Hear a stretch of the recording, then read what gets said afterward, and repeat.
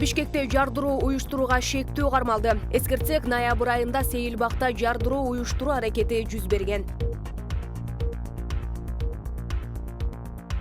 Ош шаарынын мэри бир ай мурун шаардык кеңешти легитимсиз деп жар салган. Деген менен Таалайбек Сарыбашев дал ошол өзү легитимсиз деп атаган депутаттар маңдайында маалымат берди. Кимиси мыйзамдуу? Жооп издейбиз. Садыр Жапаров учурда ким өзү? Ал өзүн азыр эч ким эмесмин деп айтып жатат. Бул билдирүү анын туугандарын кызматка коюп жатат деген сындан улам жаралган. Депутаттар айтты, бирок берген убадасынан кайтты дегенибиз эл өкүлдөрү октябрь-ноябрь айынын маяналарын албай турган болгон. Бирок толук алышты. Айтылган сөз атылган ок дечү эле.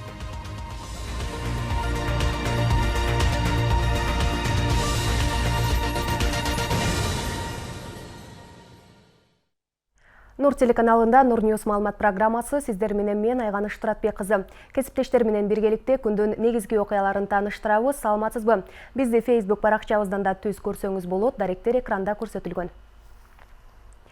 Борбор каладагы Асанбай паркында жардыруу уюштурду деген шектүү кармалды. Бул туурасында Кайгул милициясынын башкармалыгынын маалымат кызматынан кабарлашты. Алгач милицияга 2 ноябрда Борбор каладагы Асанбай Сейилбагына белгисиз бирөөлөр жардыргыч зат ыргытып жиберди деген маалымат келип түшкөн.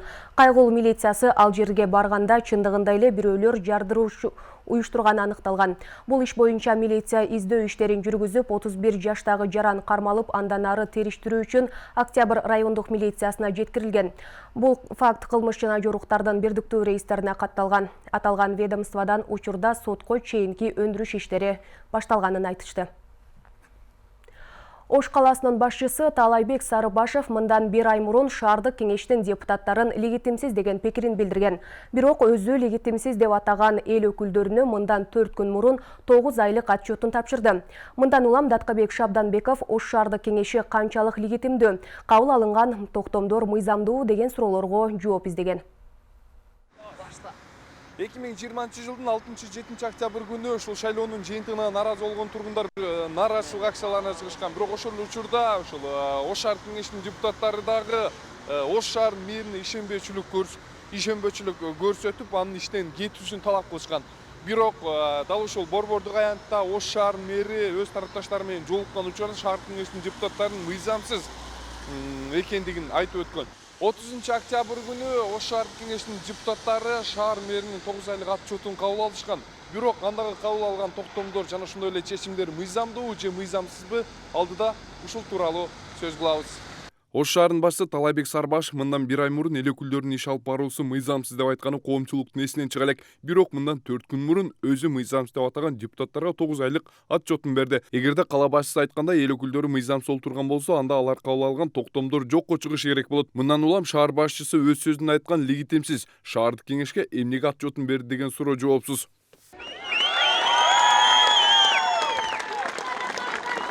Биринчиден мыйзам боюнча депутаттардын мөөнөтү бүткөн, алар 4 жылга гана шайланат. 4 жыл деген мөөнөтү бүткөн алардыкы. Кече мыйзамсыз ишке барыштылар. Жеке депутаттардын өзүнүн абири. Биз бул жерде жеңе болуп, адвокат болуштун кереги жок. Абириңер барбы? Абир астында жооп бере аласыңарбы? Бул жөнөкөй бир адамчылык айтып койгон болсо, элчилик деп айта алабыз. Экинчи борбор болуп аткан Ош шаарында туруп биздин адресибизге мыйзамсыз булар, легитимсиз отурат. Булардын чыгарган токтому жараксыз деп айтып аткандан кийин сиз айтып атасыз. Ошол маалда же сиз чыгып айтып коюп отурсуз. Бул адашып калды бул киши. Мыйзам боюнча мындай эле кийинки сазык келгенге чейин биз мыйзамдуу отурабыз. Кечирип коесуздар, мен бул кишинин атынан кечирим сурайын деп койгонуңузда, мына азыр сиз айтсаңыз, мен сизди кол чабып болмокмун да. Талаш жараткан мыйзамдуулук боюнча эл өкүлдөрү БШКга жакында гана тактоо иретинде кайрылган. Ал эми бул убакка чейин шаардык кеңештин депутаттары бир пикирди карманбаган жана өз позицияларын сактабаган эл өкүлдөрү катары коомчулуктун сынакка болуп келди. Ага карабай Ош шаардык кеңешинин депутаттары сындарды негизсиз деп эсептеп, өзүн актоо жолунда. Ошондо шаардык кеңештин депутаттарынын туруктуу позициясы жок деп айтууга болобу? Эми мен мындай деп айткандан өз негиз алысмын. Ошол убактагы кырдаал, ошондой немеге алып барып койду. Анан мына аткаруу бийлигин дагы ошол жерде талап кылгандар шайлоодогу тең укуктуулукту башка партияндаштардын атаандаш болуусуна тоскоолдук кылды деген максатта эл чогулуп келди. Эл чогулуп келип ушул нерсени талап кылды. Элде кагылуу болуп кетпесин, кагылышуу болуп кетпесин, бөөдө кырсыктар болуп кетпесин деген максатта биз ошол чечимге барганбыз. Сиздерде дагы укук бар эле мисалы. Мыйзам боюнча шаардык кеңештин депутаттары 4 жылга шайланат. Бирок ошол эле учурда алар жаңы шайланып келген эл өкүлдөрүнүн биринчи отурумуна чейин мыйзамдуу деп эсептелет дейт Борбордук шайлоо комиссиясынын өкүлү. Негизи логикага караганда деле кеңештин ишмердүүлүгү токтолуш керек да. Кеңеш иштей бериш керек. Себеби шаар болобу, мамлекет болобу ошол жерде бир легитимдүү мыйзам чыгаруу орган токтотпаса болбойт да. Ошон үчүн логикага караганда деле кеңештин ишмердүүлүгү токтобой жүрө бериш керек. Ал эми кайсы убакта токтойт? Токтогондо убактар бар да. Ал эгерде кеңеш өзү таркап кетсе, ошондо жаңы шайлоо дайындалып, жаңы кеңеш келгенге чейин алар таркап кетет. Шаар башчысынын бир сөзүн эки кылбаган депутаттар эми гана ойгонуп, карама-каршы пикирлер өткөн жыйында гана айтылды. Ал эми бул убакка чейинки кала башчысынын айткан сөздөрүн жана бүгүнкү күнгө чейин иш алып баруусунун баары мыйзам чегинде дейт Ош шаардык мэриясынын маалымат катчысы Азамат Абсатаров. Мыйзамсыз деген эми бир аз сөздөр айтылган. Бул мындай сөздөрдү эми көп эле сөздөр депутаттар тарабынан деле айтылды, башкалар деле айтылды. Бул эми саясий риторика деп коет го, ошондой мааниде. Анан биз ушундай маселелер жаралышын билип туруп эле мыйзамдуу талаада мыйзамдуу, мыйзамсызбы деген маселеде сотко берилген. Соттон алсаңыздар болот, Ош облус сотунун административ соту 29 октябрда буйрук чыгарган, токтом чыгарганда, анда кандай деп айтылган десе, Талабек Насырбекович өзү кайрылган, ошол токтом боюнча ишеним көрсөтпөө боюнча, биринчи токтом боюнча кайрылган. Ошол себептен ишенимдүү өкүл аркылуу кайрылып, соттун сот жооп берген бул боюнча. Тагыраак айтканда, ошол биринчи ишеним көрсөтпөө боюнча шаардык кеңештин токтому ишеним көрсөтпөө боюнча мэрге. Андан кийин кайра чакырып алып, ишеним көрсөткөн токтомун мыйзамдуу деп тапкан да. Ошол себептен Талабек Насырбекович мыйзамдуу иштеп атат, мыйзамдуу иш алып барылып атат. Эскерте кетсек, Ош шаардык кеңешинин депутаттары 2016 жылдын март айында шайланып келишкен. Үстүбүздөгү жылдын апрель айында алардын иш алып барганына 4 жылдын жүзү болгон. Шаардык кеңештин дарегине бул убакка чейин жетелеме, чечкинсиз, тил алчак, коорунчак деген бир топ сындар айтылып келген болчу. Ал эми дал ошол эл өкүлдөрү мындан ары жаңы депутаттар шайланып келгенге чейин иш алып барышат. Даткашабдан Элдар Өмүрбек уулу, Нурньюз. Уна мамлекеттик ишканасынын башчысы Турусбек Түмөнбаев жана миграция иштери боюнча мамлекеттик кызматтын төрагасы Таштанбек Каймазаров Садыр Жапаровдун кудасы. Бул тууралуу факт-чек KG жазып чыкты. Турусбек Түмөнбаев аталган кызматка 21 октябрда дайындалды. Ошол эле күнү Садыр Жапаров өз буйругу менен Таштанбек Каймазаровду дагы жетекчиликке бекитти. Турусбек Түмөнбаев Садыр Жапаровдун бир тууганы Акат Жапарованын кудасы. Ал эми Таштанбек Каймазаров Садыр Жапаровдун эжеси Райкул Жапарованын кызынын кайнатасы. Өкмөт башчылык милдетин убактылуу тапшырган президенттикке талапкер Садыр Жапаров, башкы прокурор, УКМК, Ички иштер министри, каржы полициясынын башчыларын кандай ниет менен дайындаганын айтты. Ал Фейсбуктагы баракчасы аркылуу билдирүү жасап, эч бир олигархты же кайсыл бир аткаминерди калкалабай турганын, мамлекеттин казынасына кол салса, салыкты жашырса, коррупциялык иштерге аралашкандар болсо, ким болсо да жооп берүүгө тийиш деген максатты көздөгөнүн айтты. Элдин мүлкүн кайтарып беришсин да. Азыр эми менин деле тааныш чиновниктерим, жердештерим коррупциялык иштери боюнча камала башташты. Туугандары чыгарып бер деп келип жатышат. Биринчиден, мен азыр эч ким эмесмин. Экинчиден, айтылган сөз атылган ок. Баарыбыз мыйзам алдында бирдей жооп берели. Ансыз коррупцияны жое албайбыз. Экономиканы көтөрө албайбыз. Экономиканы көтөрө албасак, эч качан күчтүү мамлекетти кура албайбыз. Ушинтип баары бири-бирине байланыштуу туугандар. Садыр Жапаров президенттин жана өкмөт башчынын милдетин аткарып турган учурда башкы прокурорлукка Курманкул Зулушев, УКМКга Камчы Бекташев, Ички иштер министри кызматына Улан Ниязбеков, каржы полициясынын башчылыгына Сыймык Жапыкеев дайындалган.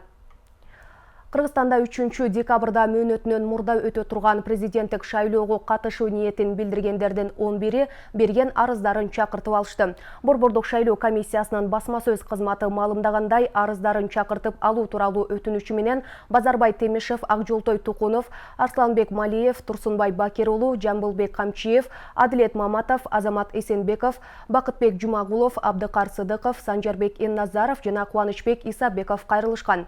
Буга чейин Садык Шернияз, Сазыкбай Турдумалиев, Турсунбек Жумабеков баштаган 8 киши арыздарын чакыртып алган. Шайлоого катышуу ниетин билдирип, бирок кайра баш тарткандардын жалпы саны 19 кишини түздү.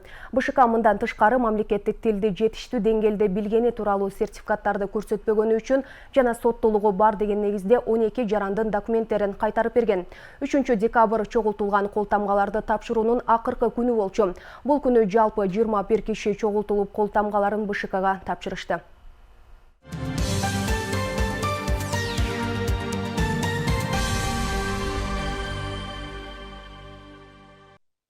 Бүгүнкү күндө Кыргызстандын экономикасы башынан оор кырдаалды кечирип жатат. Өлкөдө жумушсуздук, тышкы карыз, бюджет таңкыстыгы күндөн күнгө күч алып, калкты каатчылык кокулоп турган мезгил. Экономикалык көйгөйлөр элдин социалдык экономикалык абалына терс таасирин тийгизет дешет адистер.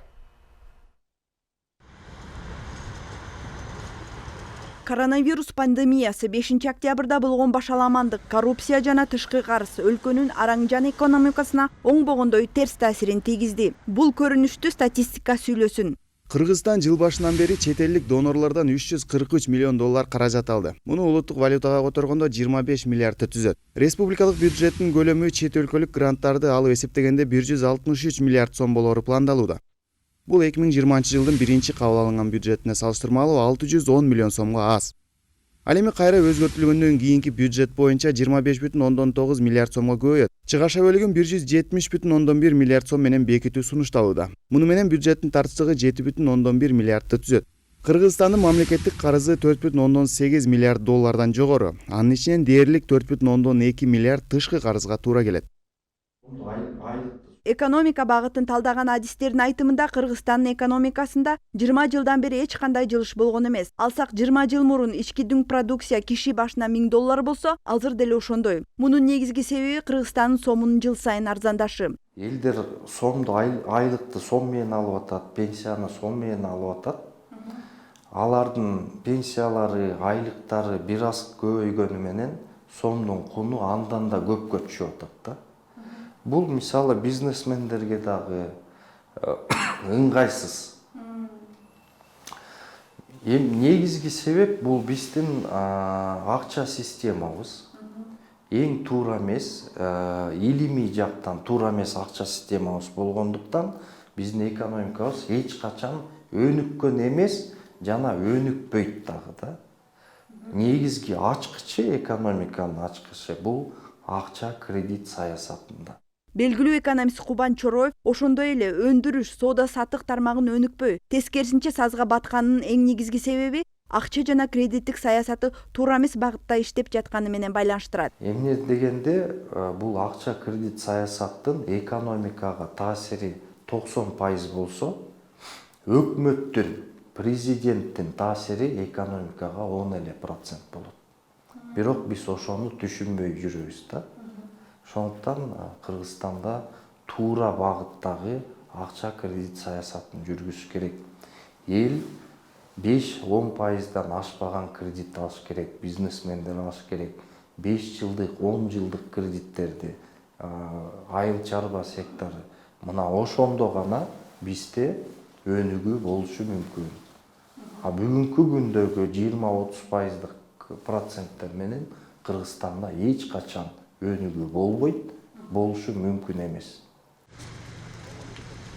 Өлкөдөгү ата мекен өндүрүшү ойдогудай өнүкпөгөндүктөн калктын көпчүлүк бөлүгү алып сатарлык менен күн көрүп келгени баарыбызга маалым. Бирок бул тармакта ар кандай социалдык жана экономикалык себептерден улам учурда бир топ кыйынчылыктарга кабылганын соода менен алектенген жарандар жан кейип айтып жатты. Баары бир эле сезилип атат. Себеби дегенде Кытай жактан аз биз көбүнчө эле Кытайдын, Турциянын товарларын алып сатыш керек эле. Вообще соода жок бизде дагы. Жаңы товар алып келексек, ал жакта дагы Востоктон алып чыгабыз, ал жакта дагы Кытайдан товар келбей атат. келиш кыйын болуп атат. Мына Кытай кыштын сезонунда кыштын кийимдерин сатыш керек эле жок. Анан ал жактан жаңы товарды алып үйле бербесең дагы сода болбойт дейм. Жаңы товар отуруп жаңыдан товар коштурбасаң да биздин да содабыз болбой калат. Больше чем на 50%. Товар не поступает, товар очень сложный. Учурда абалыбыз өтө начар. Содабыз 50%га түштү. Былтыркы жылдагы сода менен салыштырсак ыйлагыбыз келет. Сода аз деп эптеп эле арендага чыгарып жатабыз. Кредитибиз төлөнбөй турат. Жаңы товарлар жок. Коңшу мамлекеттен дүңүнөн сатып алган кардарларыбыздан да кол жуумай болдук. Если сравнить с прошлым годом, то... Экономиканын ушундай абалга кептелишине учурда бир да атка минер түздөн түз жоопкерчиликти мойнуна албайт. Жумушсуздук коррупциянын айынан ички жана сырткы миграция көчөп, өлкө бийлик алмашуу менен коштолууда. Айгерим Макешова, Нурбек Жеңишбек уулу, Нур-Ньюс, Бишкек. Мамлекеттик көзөмөл органдары тарабынан териштирүүгө карата киргизилген мораторийдин мөөнөтү 2022 жылдын 1 январына чейин узартылды. Бул тууралуу өкмөттүн маалымат кызматы кабарлады. Тийиштүү чечимге премьер-министрдин милдетин аткаруучу биринчи вице-премьер-министр Артем Новиков кол койду. Мораторийдин мөөнөтүн узартуу COVID-19 вирусунун жайылуу шартында ишкерлерге кошумча стимул берүүгө багытталган. Ишкер субъектилерин текшерүүгө убактылуу тыюу салуу жөнүндө токтом 2018 жылдын 17 декабрында кабыл алынган. Ага ылайык мораторий 2019 жылдын 1 январынан тарта 2021 жылдын 1 январына чейин киргизилген. Экономика министрлиги быйыл май айында өлкөдөгү кырдаалга байланыштуу ишкерлерди колдоо максатында аталган токтомго өзгөртүү киргизүүнү сунуштаган. Министрлик иштеп чыккан долбоордо ишкерлерди текшерүүгө киргизилген мораторийдин мөөнөтүн 2022 жылдын 1 январына чейин узартуу каралган. Келерки жылы бар акыны 5%га көтөрүү пландалууда, бирок өлкө сырткы карыздын эсебинен социалдык төлөмдөрдү төлөп жатканы белгилүү. Мындай көрүнүш мамлекеттин экономикасына терс таасирин тийгизүү коркунучу бар. Ошол эле учурда пайызды көтөрүүгө мүмкүн болбосунда адистер айтышууда. Ал эми коомчулук буга кандай көз карашта? Бул тууралуу алдыдагы сюжеттен таанышыңыз. Келерки 2021 жылга пенсиянын түзүмүн 5%га көбөйтүү пландалууда. Бул болжол менен 250 сом акча каражатын түзөт. Ага жалпы эсеп менен 510 миллион сом акча каражаты каралган.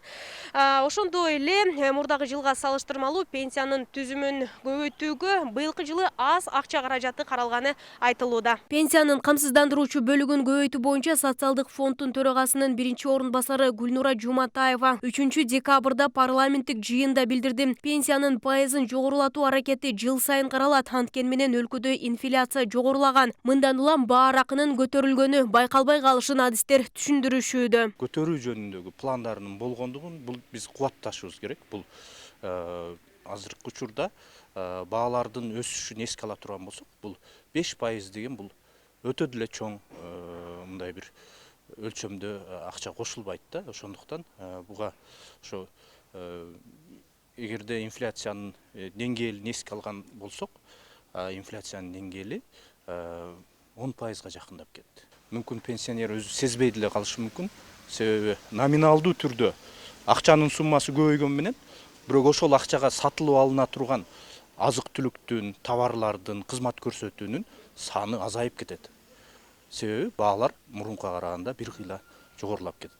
Быйылкы жылы социалдык төлөмдөрдү мамлекеттен эмес, сырттан келген карыздан төлөп берип жатканы айтылган. Мындай көрүнүш өлкө экономикасына терс кедергисин тийгизерин, бирок ошол эле учурда баар акынын пайызын көтөрбөй коюуга да мүмкүн эместигин адистер билдиришүүдө. Бюджет үчүн өтө деле чоң акча эмес. Ошол эле учурда башка бир максатсыз башка бир жумуштарга андан көп акча коротуп койгон учурларыбыз болуп атат да. Ошондуктан бул реалдуу эле нерсе. Мен айтат элем, себеби аны биз көтөрбөсөк дагы болбойт. Себеби биз эгерде ал кадамга барбасак, анда биз пенсионерлерибизди аябай жакырлардын катмарына кошуп, ошо аябай оор акыбалда калтырабыз да. Коомчулук баар акынын 5%га көтөрүлгөнү менен базар баасы кымбат дешет. Мындан улам алдыда өтүүчү шайлоого карата кезектеги сценарий болушу мүмкүн деген пикирлерин айткандар да бар. Бар шайлоо башталар деле, нерсе боло берчү, ана эли жок болуп кетчү. Андай болбойбу? Көбөйгөнү жакшы. Бар жок кымбат болууда азыр. Жашоо шарты, элдин жашоо шарты кыйын. ошого жараша эле мени көтөрүшү болот пенсияндагы. Эми 5% аздык кылса керек пенсионерлерге. Жалгыз бой эмелер бар. Өтө эле төмөн. Себеби дегенде бизде мына өзүңөр көрүп ушул күндө күн сайын продукттардын баасы өтө кымбаттап жатат. Бардык кайсы эле шарттарга жолукпасын сурабасын долларга келип токтолуп атат. А биздин чындыгында пенсиябыз мурдатан эле аз болуп келген, ушул күндө дагы аз. Ош шаары боюнча 25.211 ардагер бар. Анын ичинен 19.886-сы жаш курагы боюнча пенсияга чыккандар. Ал эми майыптыгы боюнча 4.109 пенсионер. Багуусунан ажырагандар 1.171-ди түзөт. Ушул жылдын 9 айына карата төлөнгөн жалпы пенсиянын суммасы 1.418.060.000 сомду түзөт. Бул деген 19 жылга салыштырмалуу 215 миллион 365 миң сомго көп. Пенсиянын өлчөмүн айта турган болсок, пенсиянын минимальный, максимальный деген размери жок. Мына 2020 жылдын 1 октябрына карата пенсиянын камсыздандыруу бөлүгүн кайра эсептөлүп өттү. Ошол кайра эсептөөнүн негизинде азыр шаар боюнча жалпы пенсиянын өлчөмү 5695 сомго барабар. Бул кайра эсептөөгө чейин 5386 сом болгондо. Тышкы жардам катары быйыл Кыргызстанга жалпысынан 343 миллион доллар келген. Улуттук валютага которгондо бул дээрлик 25 миллиард сомдой акча жана анын 17 миллиардка жакыны пенсия, айлык акы, жөлөк пул сыяктуу төлөмдөргө кеткени маалым болгон. Нурзада Сыдыкова, Адилет Нушанбаев, Нурньюс. Жогорку кеңештин депутаттарына октябрь-ноябрь айы үчүн маяна берилди. Бул маалыматты парламенттин маалымат кызматынын жетекчиси Индира Куралбекова тастыктады. Анын айтымында көпчүлүк депутаттар октябрь айындагы маянасын Ак үйдө оңдоого беришкен. Ал эми ноябрда дагы эле салттуу түрдө айлыктарын алышкан. Белгилей кетсек, буга чейин эл өкүлдөрү кийинки чакырылыш келгенге чейин маяна албай иштөө чечимин кабыл алган болчу. Парламенттик шайлоонун мөөнөтүн жылдыруу боюнча мыйзам долбоорун демилгелеген депутат Акылбек Жапаров көпчүлүк парламентарийлердин сунушу менен октябрь айынан тарта айлык албай иштөө макулдашылганын билдирген. Урматтуу телегөрүүчү, сиз Нурньюс маалымат программасын көрүп жатасыз. Эфирде чет элдик кабарлар менен улантабыз. Орусиянын коронавируска каршы иштелип чыккан Спутник В вакцинасы Өзбекстанга жеткирилди. Бул Өзбекстандын калкын эмдөөнү баштоого мүмкүндүк берет. Бул арада француз бийлиги мечиттер менен ибадатканаларды жапырт текшерүүнү баштады. АКШнын жаңы шайланган президенти Джо Байден Трампты инаугурациясына чакырды. Толугураак чет элдик кабарлар топтомунда. Орусиянын коронавируска каршы иштелип чыккан Спутник V деп аталган вакцинасы Өзбекстанга жеткирилди. Бул тууралуу Өзбекстандын саламаттыкты сактоо министри маалымдады. Спутник V коронавируска каршы вакцинасынын үлгүлөрүн Орусиядан Өзбекстанга өнөр-жай жана соода министри Денис Мантуров жеткирген. Аны Өзбекстандын санитардык эпидемиологиялык көзөмөлдөө жана коомдук саламаттыкты сактоо кызматынын башчысынын биринчи орун басары Холмамат Нурбоев кабыл алган. Үлгүлөр вакцинаны каттоодон өткөрүү жана сыноо үчүн Өзбекстанга өткөрүлүп берилди. Жакын аралыкта чыгарылган Спутник V вакцинасынын жалпы көлөмү 2 миллион дозага жетет. Бул Өзбекстандын калкын эмдөөнү баштоого мүмкүндүк берет. Вакциналарды өндүрүүнүн жана жүгүртүүгө киргизүүнүн көлөмү тынымсыз өсүүдө. Бириккен Улуттар уюмунун башкы ассамблеясы 3-4 декабрда COVID-19 саммитин өткөрүп жатат. Бириккен Улуттар уюмунун 75-чи башкы ассамблеясынын жетекчиси Волкан Боскырдын төрагалыгы астында өтө турган саммитте коронавирус пандемиясы, пандемияга каршы күрөш, эмдөө жана социалдык экономикалык калыбына келтирүү маселелери талкууланууда. Ага дүйнө лидерлери онлайн режимде катышып жатат. Саммиттин экинчи күнүндө дүйнөлүк саламаттыкты сактоо уюмунун директору Тедрос Аданом Гебрейесус баяндама жасайт. Саммитте жеке сектордун өкүлдөрү, коомдук уюмдар, COVID-19га каршы вакциналарды иштеп чыгуучу илимпоздор жана фармацевтикалык компаниялар катышары айтылган. Андан сырткары саммитте 50дөн ашуун мамлекет башчылары, 39 өкмөт башчылары жана 40ка жакын министрлердин сөз сүйлөшүшү күтүлүүдө. Француз бийлиги мечиттери менен ибадатканаларды жапырт текшерүүнү баштады. Бул тууралуу BBC орус кызматы жазды. Өлкөнүн ички иштер министри Жеральд Дарманендин айтымында текшерүү учурунда экстремизмге чакырык таштоолор байкалса, дароо жабылат. Жеральд Дарманен маалымат каражаттарына билдиргенде 76 мечит жана сыйын үйлөрү көзөмөлгө алынат. Алардын 16сы Парижде жана анын айланасында жайгашкан. Текшерүүнүн алкагында инспекторлор мечиттерди каржылоо булактарын изилдеп, имамдар кимдер менен байланышта экендигин аныкташат. Ошондой эле Куран үйрөтүү боюнча балдар мектептеринин иштерин көзөмөлдөшөт. Грузияда борбордук шайлоо комиссия парламенттик шайлоонун расмий жыйынтыгын жарыялады. Ага ылайык бийликтеги Грузин кыялы партиясы парламенттеги 150 орундун 90-ун алды. Оппозиция добуш берүүнүн жыйынтыгын таануудан баш тарткан. Грузияда парламенттик шайлоо 31-октябрда өткөн. Бийликтин оппоненттери шайлоо олуттуу мыйзам бузуу менен коштолгонун айтып, добуш берүүнүн жыйынтыгын жокко чыгарууну талап кылып, нааразылык акцияларын өткөргөн. Калган 60 мандат оппозициячыл Малайдагы 8 партияга тийди. Бирок алар мандаттан баш тартып, мыйзам чыгаруу органынын жаңы курамына кирбей турганын айтып жатышат. Өлкөнүн оппозициялык күчтөрү Жванянын кызматтан кетишин, жаңы шайлоо өткөрүлүшүн талап кылып жатышат. Бийлик менен оппозициянын сүйлөшүүлөрү Америка Кошмо Штаттары менен Европа биримдигинин ортомчулугу менен өтүүдө. Кыргызстанда күн карама тасмасы 31 Россия кинофестивалында сыйлыкка татыды. Аталган кинофестивалга кыргызстандык режиссер жана оператор Чыңгыз Сулумбековдун күн карама тасмасы телевизиондук даректүү тасмалардын конкурсуна катышып, жаркыраган дебют диплому менен сыйланды. Бул тууралуу Кыргыз Республикасынын Тышкы иштер министрлигинин басма сөз кызматы билдирди. Маалыматта күн карама тасмасына продвижение чөлкөмдүк телеканалынын башкы директору Александр Ушаков кыргызстандык режиссерго күн карама тасмасын акысыз телеканалдын эфиринде көрсөтүүгө укук берген сертификат тапшырганы айтылды. Россияда даректүү тасмалардын ачык кинофестивали 2020 жылдын 23-28 ноябрда Екатеринбург шаарында өткөрүлдү. Кыргызстандыктар жаңы жыл майрамына карата 3 күн катары менен тагыраагы 1, 2, 3 январда эс алат. Бул туурасында Эмгек жана социалдык өнүктүрүү министрлигинен кабарлашты. 1, 2, 3 январ эс алуу күндөрү, ал эми 4, 5, 6 январда иштейбиз. 7 январ майрам, ал эми 8 январ кадимкидей эле иш күнү деп айтылат маалыматта. Министрликтен быйыл иш күндөрүн жылдырбоонун чечкендиги кошумчалашты. Урматтуу теле көрүүчү, сиз Нур Ньюс маалымат программасын көрдүңүз. Ал үчүн сизге ыраазычылык. Эгерде эфирде толук көргөнгө жетишпей калсаңыз, бизди интернет баракчаларыбыздан оңой эле таба аласыз. Даректер экранда көрсөтүлгөн. Кайрадан амандашканча саламатта калыңыз.